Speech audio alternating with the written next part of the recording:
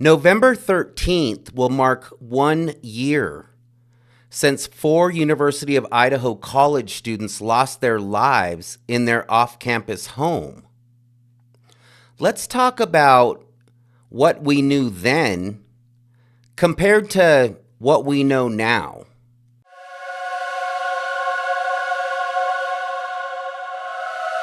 Hey everyone, it's Lucky with Unfiltered Lucky.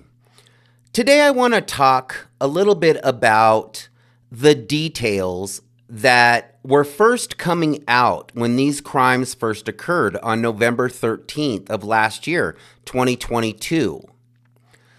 Now, we were receiving news about these crimes in the very beginning. And over the course of this past year, a lot of those details have changed. We know that a lot of those details weren't true. Now, in the very beginning, when these crimes first occurred, it was reported that 4 University of Idaho college students lost their lives in their off-campus home at the University of Idaho. Now, 3 days after the Idaho 4 crimes happened, Moscow Police Department did a press conference to explain some of the details that happened in these crimes. Now, I believe that this is where all of the confusion started. They stated that there were 2 surviving roommates in this house while these crimes were being committed. And then they stated that 911 wasn't called until noon that day. What? This is where the confusion began.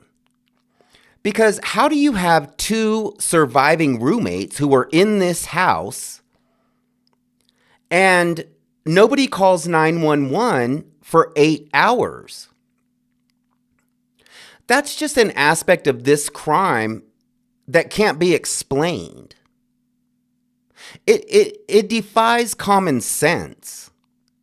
Anybody who heard this story at that time and heard that there were 2 surviving roommates in this house who didn't call 911 for 8 hours, that raises suspicions for anybody. And that's where I believe that this confusion began. Now, it was originally reported that there were 2 surviving roommates on the ground floor of this house, Bethany and Dylan. There were 2 victims on the second level, Xana and Ethan. And there were 2 victims on the third level, Kaylee and Maddie. It was also reported that there was a dog that was shut into a room upstairs at the top level in Kaylee's bedroom. Now, when this was first reported, I kind of got the idea that these 2 surviving roommates were in this deep, dark basement and didn't hear anything going on upstairs in this house. And it wasn't until I saw the layout of this house where I realized that these floors were stacked, one right on top of the other. And I quickly realized that it would have been pretty difficult for the roommates, the surviving roommates on the bottom level, not to hear the crimes that were occurring upstairs. Now, sometime between when these crimes first occurred and they were first reported and when the PCA was released, at some point, Dylan moved from the ground floor up to the second level, which again is mind-blowing because now this puts her on the same level with two of the victims whose lives were brutally taken. Not only does it put her on the same level as Xana and Ethan, but it puts her in the bedroom directly underneath Maddie's bedroom, where two other victims' lives were also taken. So Dylan was right in the middle of all of this that was happening the night of these crimes. Now, when the PCA was released, that's when the confusion really begins. So let's start with Bethany. We don't really know a whole lot about Bethany. A lot of what Bethany stated, in her statement, and a lot of what Bethany revealed to law enforcement hasn't been really shared with the public. Now, if y'all remember, in the very beginning, it was reported that these roommates were sleeping, that all of these roommates were sleeping, and basically this intruder snuck into their house and took their lives while they were asleep. But when the PCA was released, we realized that these roommates weren't sleeping at all. Even the coroner stated that she believed that all of these roommates' lives were taken while they were sleeping. Now, when the PCA was released, it gave us a little bit of an insight into what happened and what these surviving roommates witnessed, what they heard, what they saw. Now, Bethany, in the beginning, it was stated that Bethany slept through the whole entire thing and just woke up the next morning to this crime scene. Now, Bethany, in her statement, there were a lot of inconsistencies. And Bethany originally stated that she had returned home at approximately 1 a.m., the morning that these crimes occurred on November 13th. But she also stated that Ethan and Xana were at the Sigma Chi party from 9 p.m. until 1:45 a.m., and that Ethan and Xana returned home at 1:45 a.m. Now, Bethany wouldn't really know that Ethan and Xana were at this party until 1:45 a.m. because she returned home, according to her, at approximately 1 a.m. Now, we can assume that Bethany was also at this party, since she stated that she saw Ethan and Xana. Now, I don't know if y'all remember, but in the very beginning, law enforcement was desperately seeking information about Ethan and Xana's whereabouts in the early morning hours of the 13th. Well, they were looking for information about Ethan and Xana's whereabouts between 9 and 1:45. Now, this was right after the crimes occurred, and they were still looking for information about Ethan and Xana's whereabouts weeks after these crimes occurred. So the surviving roommates had made their statements, but even after the surviving roommates had made their statements, law enforcement was still asking for the public's help in providing information about where Ethan and Xana were, their movements, where they were going, where they were coming from the hours of 9 to 1:45 a.m. Now, law enforcement stated that they knew where Ethan and Xana were from 8 until 9 because they were accounted for from 8 to 9 at the Sigma Chi party. But they were desperately seeking information about where they were from 9 until 1:45 a.m. Now, when they were asking for information about these times from 9 to 1:45, I remember thinking that 1:45 is such a specific time. It wasn't 2 a.m. It wasn't 1:30 a.m. They were looking for information up until 1:45 a.m. Now, when the PCA came out, then I realized where the 1:45 a.m. time came from. It had come from Bethany, because Bethany stated that Ethan and Xana returned home at 1:45 a.m. So why was law enforcement continuing to look for information about Ethan and Xana's whereabouts during these times if Bethany had already stated that Ethan and Xana were at the Sigma Chi frat house until 1:45 a.m.?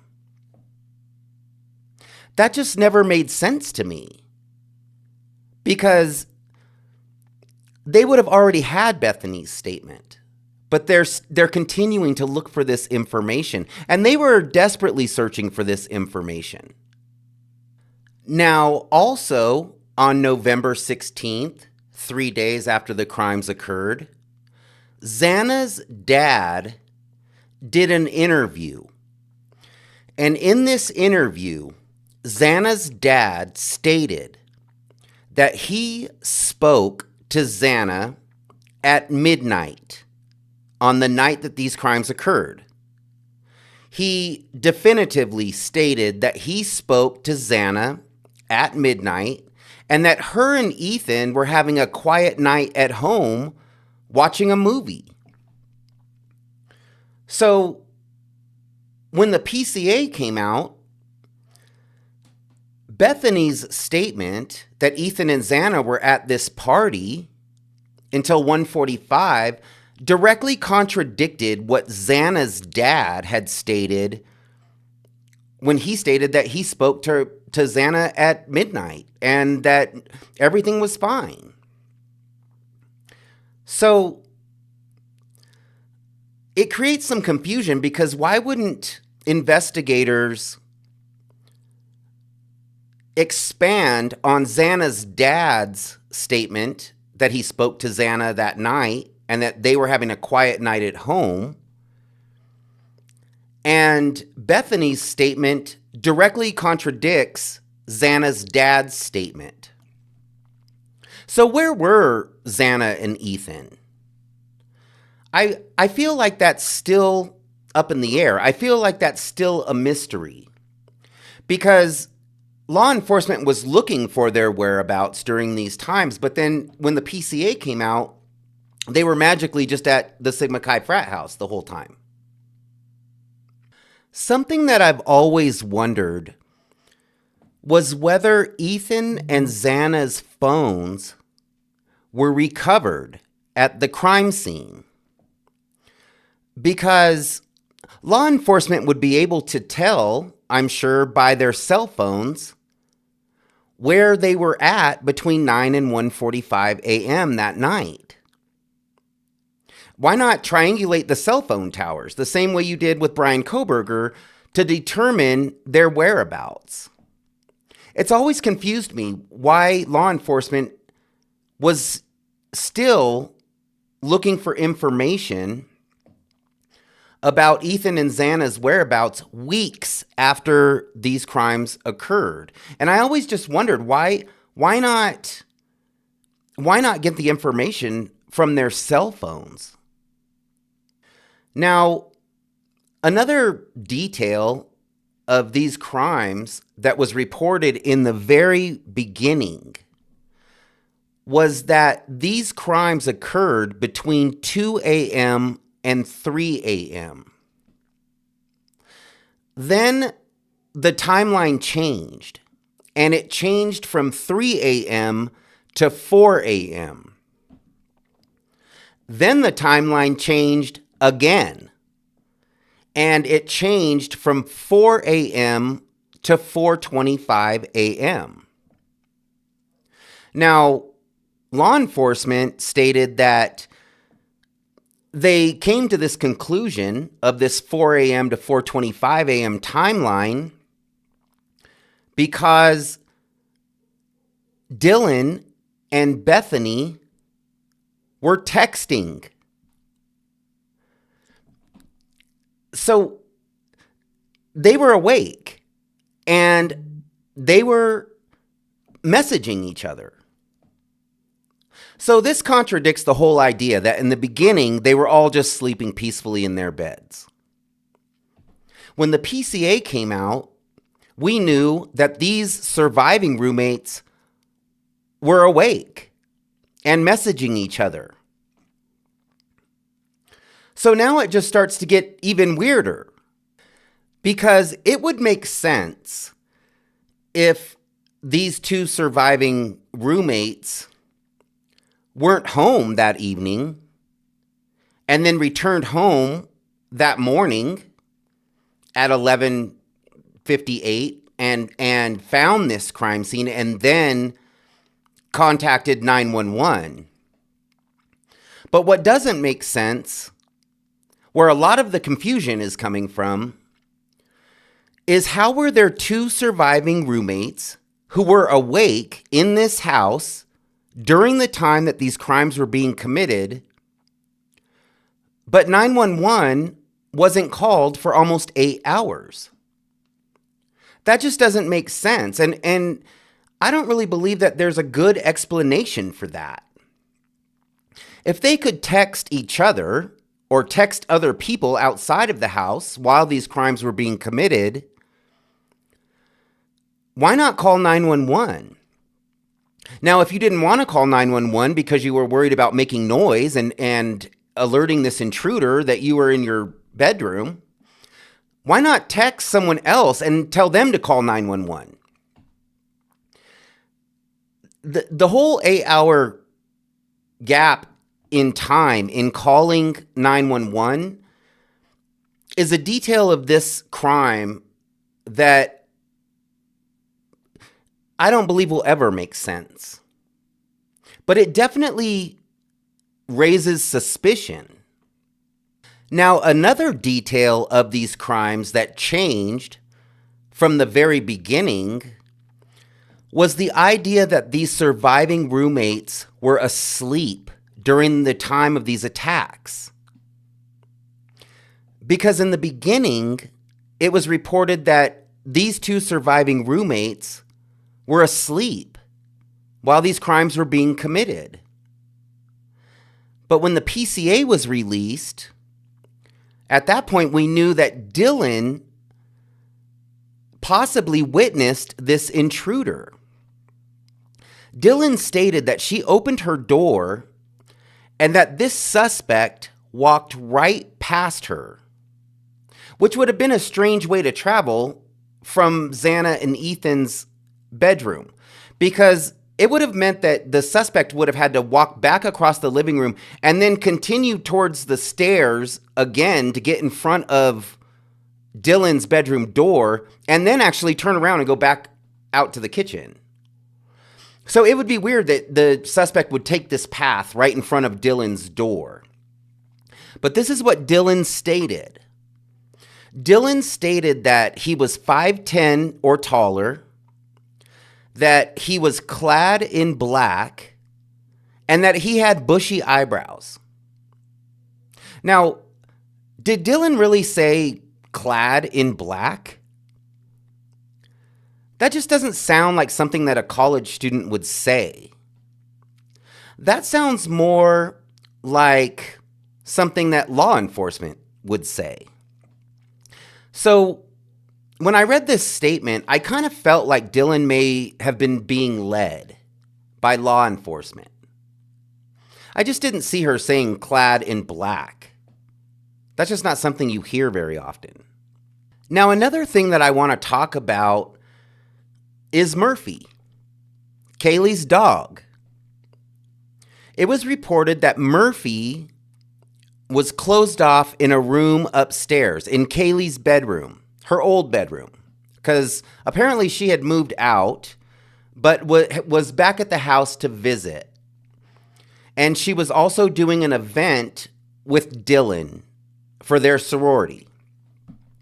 Now, it was reported that Murphy, Kaylee's dog, was closed off in her bedroom during the time of these crimes. Now, later on, law enforcement would walk that back and state that Murphy was in Dylan's bedroom when they arrived. But they couldn't confirm that Murphy was in Dylan's bedroom or in Kaylee's bedroom during the time of the crimes. The dog was in the bedroom when they got there, but they don't know where the dog could have been before that. There's also witnesses that believe that they heard people calling for Murphy on the night that these crimes occurred. So law enforcement didn't know if Murphy was in Kaylee's bedroom the entire time while these crimes were being committed. But if Murphy wasn't in Kaylee's bedroom during the time of these crimes, then who put Murphy in Kaylee's bedroom? Someone had to have put Murphy in this bedroom. You know, so many weird aspects of this crime don't make sense. When I'm talking to people who aren't familiar with this case and I'm telling them about the details of this case, the first thing that they get caught up on immediately is the fact that there were 2 surviving roommates in this house while these crimes were being committed, but that 911 wasn't called for 8 hours.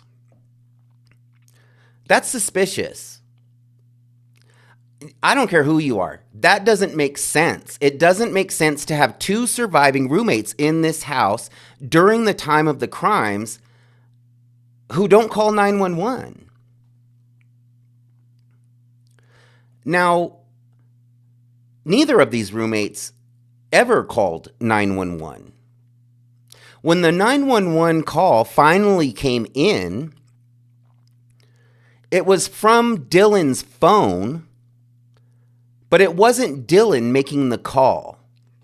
It was somebody else who was actually inside the house, inside the crime scene, who was making this call from Dylan's phone.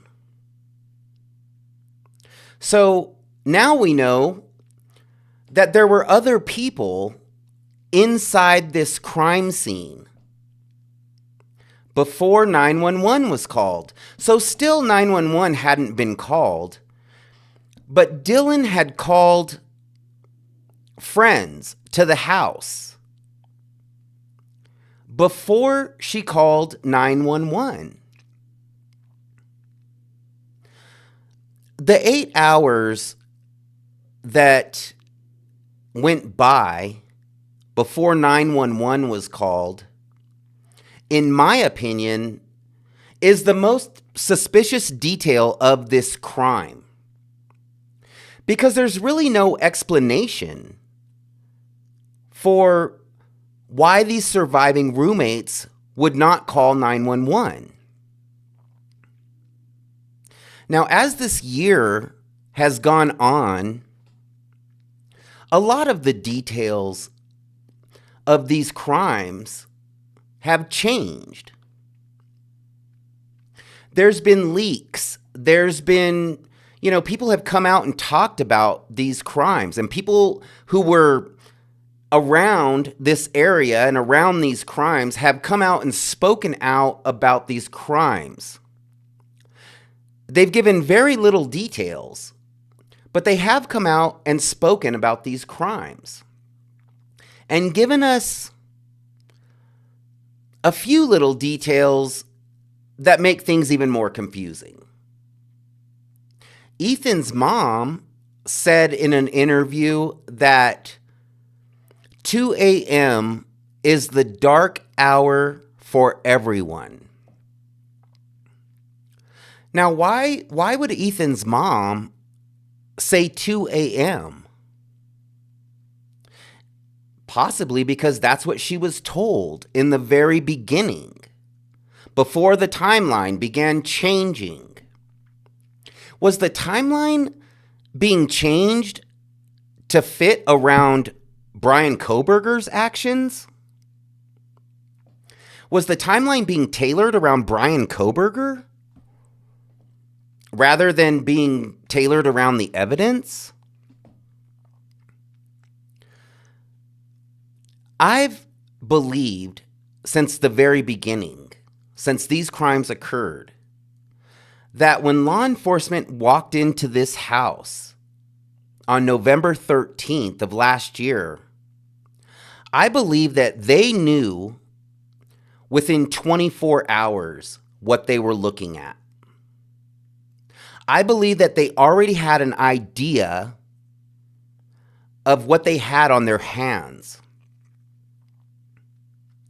Was there evidence inside the house that gave them a clear indication of what had happened in this house? Did they get information from witnesses or security cameras that solidified what they believed when they first walked into this house? Are they creating confusion on purpose? In my opinion, when there's this type of confusion, when there's confusion about where people are at and, were they awake? Were they not awake? Who was at the house? Who wasn't at the house? When there's this type of confusion that defies common sense, to me, that usually says that somebody's trying to hide something.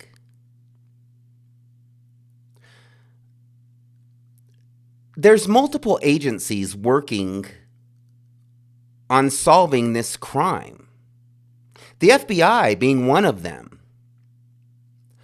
So it seems like there would be an order to everything. It would seem like there would be some sort of consistency to this investigation.